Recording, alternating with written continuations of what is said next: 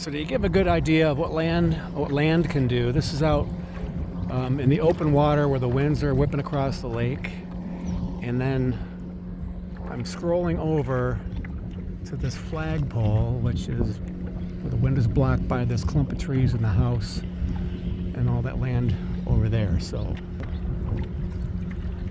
that means all that water over there on that side is like pretty much like glass. So peaceful sailing over there, gliding, and just a good idea of the changing conditions.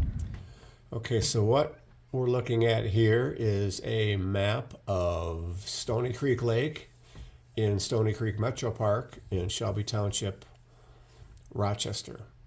And this is the boat launch where I typically launch at. You can see the docks here, those little white lines where the cursor is at.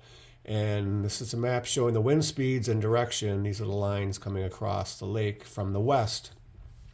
Our wind speeds, if I click on, say, the boat launch area right here, it's all going to be pretty much the same. At 5 o'clock, the forecast is for 16 mile per hour winds coming from the west.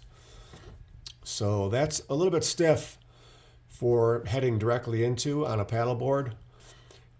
But here's my strategy for conditions like this, taking off from the boat launch, going upwind a little bit. This point right here would actually cut part of the wind.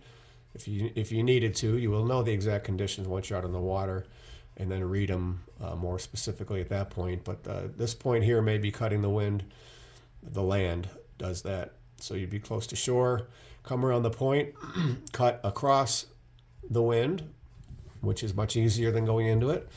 And then once you get near the shore, again, the shoreline will cut the breeze, and you'll know exactly the conditions once you get there. So the strategy would be to cut across the wind, and at this point, you should run into calm conditions all along the shore here, which would make for a much more enjoyable experience, whether you're looking for a workout or just to enjoy the nature.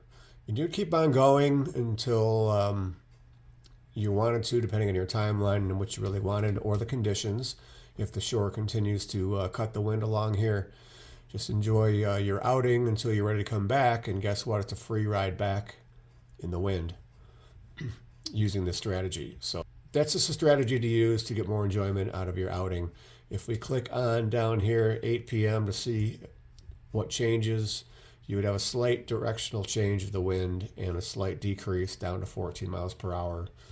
So this is windfinder.com.